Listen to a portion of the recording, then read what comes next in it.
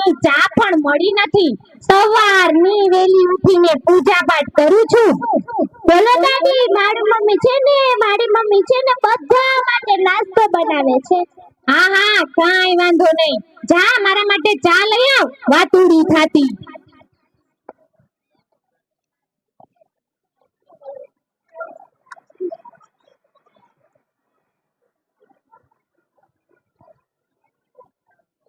દાદી દાદી, એક વાત કહું, મારે છે ને ખૂબ ભણવું છે.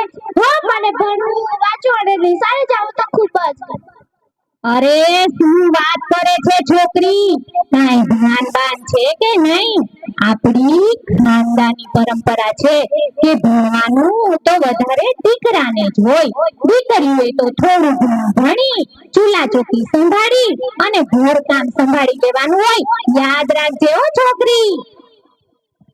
બાપુ દાદી ને કયો ને મને કહે છે કે તારે તો ઘર કામ જ કરવાનું છે, વધારે ભણવાનું નથી. એવું તો હોય કે દીકરી હોય ઘર કામ કરવાનું, દીકરા પણ ઘર કામમાં મદદ કરી શકે ને બાપુ કયો ને. અરે દીકરી, દાદી તો કે આપણે એની વાતનું દુઃખ નહીં લગાડવાનું. તારે તું ભણતી, તારે જેટલું ભણવું હતું બસ ખુશ ને મારી દીકરી. અરે અમારો દીકરો જગ્યો કેમ દેખાતો નથી? ક્યાં ગયો હશે? દાદી અત્યારે બધા ડોસો ભેગી ભાગ્યો હશે દોડીએ રખો. એ છોકરી, રેવા દે ચુગલી કરવાનું, ચુગલીખોર. તારે તો તું તો હમણાં મોટી થઈ જઈશ અને સાસરે જતી રહીશ.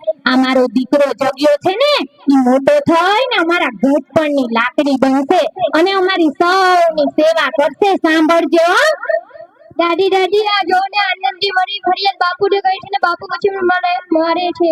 એ છોકરી, તને કેટલી વાર કીધું કે મારા દીકરાની ફરિયાદ તારે નહીં કરવાની? જા જઈને તારી મમ્મીને કામમાં મદદ કર. આમે મોટા થઈને તારે ઘર કામ જ સંભાળવાનું છે. જા જલ્દી. અરે માં, તમે આનંદીને આવું ન કરો વાડી. અને અત્યારે જમાનો બદલાઈ ગયો છે. દીકરા દીકરીનો ભેદભાવ આપણે ન રાખી શકીએ. એ જમાન, તું પણ સાંભળી લેજે હો, કાન ખોલીને સાંભળી લેજે. હું જીવું ત્યાં સુધી આપણી પરંપરામાં કાંઈ ફેરફાર નહીં થાય. સાંભળી લેજે. અરે બેન, આવો. જય શ્રી કૃષ્ણ. હા, જય શ્રી કૃષ્ણ. બોલો. અરે સમજુબા, બેસો. અરે શું આવવાનું થયું બેન તમારે? આજે તો હું તમને મળવા આવી છું. આ છોકરાઓ તો રોજ નિશાળે આવે છે એટલે એને મળવા નથી આવી, અને જમનભાઈ પણ એસએમસી ના સભ્ય છે એટલે એમને પણ મળવાનું થતું હોય છે. આજે ખાસ તો તમારી સાથે વાતો કરવા અને બેસવા માટે આવી છું. બેન, તમે તો મળવા આવ્યા હોય પણ અમારે ટાઈમ તો જોઈએ ને. અમે કઈ નવરા થોડા છે? સમજુબા, આ તમારો જગદીશ અને આનંદી બે ભાઈ બહેન અમારી સ્કૂલમાં ભણે છે. એમાં આ તમારી આનંદી છે એ ભણવામાં ખૂબ હોશિયાર છે. આમ જોઈએ તો એ આખી નિશાળમાં સૌથી હોશિયાર છોકરી છે, તો એને ભણાવજો. હા, વાંધો નહીં બેન. આ દીકરા અને દીકરીઓ તો અમારા છે એટલે ઉપાધિ ને ચિંતા બધું અમારે કરવાનું હોય. પણ વાંધો નહીં હો, ધ્યાન રાખશું. પણ સમજુબા, અમે પણ આટલી મહેનત કરીએ ત્યારે આ છોકરાઓ ભણવામાં હોશિયાર થાય તો ચિંતા તો અમારે પણ હોય ને. સારું, ત્યારે મારી વાતનું ધ્યાન રાખજો. જય શ્રી કૃષ્ણ. હા, જય શ્રી કૃષ્ણ. દાદી આ ટીચર શું કામ આવ્યા? અરે દીકરા, એ તો આવ્યા કરે, નવરા છે અહીંથી નીકળાય છે એટલે આવી ગયા. પણ સાંભળજે ઓ મારા દીકરા, તારે તો ખૂબ ભણવાનું છે અને ભણી ગણીને મોટો સાયબ બનવાનું છે. સાયબ. દાદી, મારે પણ હું પણ ખૂબ ભણી. એ છોકરી, તને મારે કેટલી વાર સમજાવી? હું સમજાવીને થાકી ગઈ છું. તને એક વખત કહી દીધું ને, જા જલ્દી રસોડામાં તારી મમ્મીને કામમાં મદદ કર. જા અહીંથી. અરે માં, તમે બાળકોને આવું ન કરો. આપણે એના વાલી છીએ અને આપણે આવો ભેદભાવ ન રાખી શકીએ. એ ભાઈ, આ સમજુને સમજાવવાનું રેવા દે હો. આ ધોરા સાડલા અને માથે ધોરા એમનેમ નથી થયા. તારા કરતા મેં ખૂબ દિવાળી જોઈ છે, ઘણી બધી દિવાળીઓ જોયું. આ એટલા વર્ષ પાણીમાં નથી કાઢ્યા હો દીકરા. તારે સમજાવી હોય તો તારી દીકરી આનંદીને ને એની માને સમજાવ. મને સમજાવવાનું રેવા દેજો. બાપુ પૂરું થઈ ગયું છે અને મારું રિઝલ્ટ પણ આવી ગયું છે અને મારા ઘરમાં મારો પહેલો નંબર આવ્યો છે. જો બાપુ. વાહ, ખૂબ સરસ મારી દીકરી, ખૂબ ખૂબ આગળ વધો. આશીર્વાદ છે તમે મારા. અરે જગદીશ, તારું રિઝલ્ટ મને બતાવ. બાપુ, રિજલ્ટમાં શું જોવાનું હોય? પાસ તો થઈ ગયો ને ભણવા તો જાઉં છું ને બસ હવે હું જાઉં છું આ દોસ્તો. આનંદી છે એ મોટી થઈ ગઈ છે, 8મું ધોરણ પાસ થઈ ગઈ છે અને હવે પછી એના આગળ ભણવાના સપના, નોકરી કરવાના સપના પૂરા થાય છે કે નહીં, એને આગળ ભણવાનો મોકો મળે છે કે નહીં, સમજુબા સમજે છે કે નહીં, એ આપણે આગળના ભાગમાં જોશું. અરે બેન, આવો આવો. જય શ્રી કૃષ્ણ, કેમ છો? જય શ્રી કૃષ્ણ ભાઈ, મજામાં. તમને કેમ છે? મજામાં હો બેન. કેમ છો ટીચર? નમસ્તે. નમસ્તે બેટા, મજામાં હો. તને કેમ છે? બસ ટીચર, ઘરના કામ કરું છું અને મમ્મીને કામમાં મદદ કરું છું. બસ મારે એટલે જ આવવું પડ્યું કે તારી સાથે ભણતી જે બધી છોકરીઓ હતી, છોકરાઓ હતા, એ બધાએ 9મા ધોરણમાં એડમિશન લઈ લીધું અને તારું એકનું જ કેમ બાકી રહી ગયું? અરે બેન, એડમિશન તો લેવા આવું જ હતું, પણ અમારા દાદી છે ને એ માનવા તૈયાર જ નથી. તમે જ એને મનાવો. બોલાવો સમજુબાને. ક્યાં છે? દાદી, ટીચર તમને મળવા આવ્યા છે. માંડ ભગવાનના બે નામ લેતા હોય તો કોક ને કોક આવી ગયું. બોલો શું આવવાનું થયું? જય શ્રી કૃષ્ણ સમજુબા, કેમ છો? મજામાં ને? તબિયત પાણી તો સારા ને? હા, સારા છે, સારા છે. બોલો બોલો. જો સમજુબા, તમે મારી વાત પેલા શાંતિથી સાંભળજો. જો બેન, તમે આનંદીની ભણવાની વાત લઈને મારી પાસે આવ્યા હોય તો ઈ વાત મારે ગળે ઉતરવાની નથી.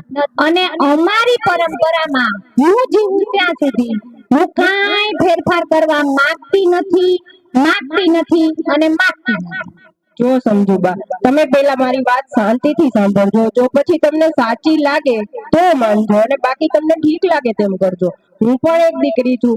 આજથી 25 વર્ષ પહેલા જો મારા માતા પિતાએ મને ભણાવી ગણાવી અને આગળ ન વધારી હોત કે નોકરી હું ન કરતી હોત તો આજે હું આ તમારી દીકરીને આગળ ભણાવવાની વાત લઈ અને તમારી પાસે ન આવી હોત. અને અત્યારે તો સરકાર આપણને સુવિધાઓ પણ ઘણી બધી પૂરી પાડે છે, તો આપણે એ સુવિધાઓનો લાભ લઈ અને આપણે આપણી દીકરીઓને આગળ ભણાવવી જોઈએ. હા ટીચર, અમારા સાહેબ પણ કહેતા હતા કે દીકરીઓને ભણાવવામાંથી સરકાર પર ઘણી બધી સગવડ આપે છે, એટલે મારે તો ભણવું જ છે. હો ટીચર. હા, હું એક સમજુબાને સમજાવવા માંગુ છું કે અત્યારે દીકરીઓએ ભણવા માટે નિશાળે જવાની પણ જરૂર નથી. એ ઘરે બેઠા એનો અભ્યાસ પૂરો કરી શકશે. ઘરકામ શીખશે, નવું ઘરકામ, પછી જે ઘરકામ છે એમાં મદદ કરશે અને જે સમય વધશે એમાં એનું શિક્ષણ પણ આગળ વધારી શકશે. જો માં, જગ્યા કરતા તો આનંદી ભણવામાં ખૂબ હોશિયાર છે અને આપણે આનંદીને અન્યાય ન કરી શકીએ. અને માં, અત્યારે જમાનો બદલાઈ ગયો છે. દીકરીને ભણાવી પણ દીકરાને ભણાવવા જેટલું જ જરૂરી છે અને પરિવર્તન એ સંસારનો નિયમ છે. હા, તો એટલે જ કે આજે જો તમે તો સમજુબા સમજુ છો, વડીલ છો, ઘરના ગામમાં આગળ પડતા છો, તો આજે જો તમે તમારી દીકરીને આગળ ભણાવવા માટે તૈયાર થશો તો કાલે 5 ઘર બીજા પણ પોતાની દીકરીઓને ભણાવવા માટે તૈયાર થશે અને એક ઉજળા સમાજની રચના થશે. હવે તમે બધાય કયો છો તો મને કઈ ગળે વાત ઉતરતી હોય એવું લાગે છે. જો બેન, મારી દીકરી ઘરે રહીને ભણી શકતી હોય તો મને કઈ વાંધો નથી. તમે બધાય કયો એટલે હું ભણાવવા માટે રાજી છું. ખૂબ ખૂબ ધન્યવાદ સમજુબા તમારો. ચાલો ત્યારે હું અમારી પાસે ભણેલા દીકરા દીકરીઓ છે ઈ પણ ભણી ગણીને આગળ વધશે, સરકારી નોકરી ઉપર ઊંચા પદ ઉપર અમને જોવા મળશે. અમને ખૂબ આનંદ થશે. ચાલો ત્યારે હું રજા લઉં. જય શ્રી કૃષ્ણ. આવજો હો બેન. હા, કંઈક તો છે જો આ દીકરીમાં. જ્યારે નાની હતી ત્યારે એની ટીચર છે એ ઘરે આવીને કહી હતી કે આ દીકરીને ભણાવજો હો. જો માં, દીકરી ભણી ગઈને આગળ વધશે તો આપણું જ નામ રોશન થશે, કેમ કે દીકરી તો આપણા જ ખાનદાનની છે ને, એટલે આપણે પણ એની સાથે ઉજરા થશે. સાચી વાત છે હો જમનતારી.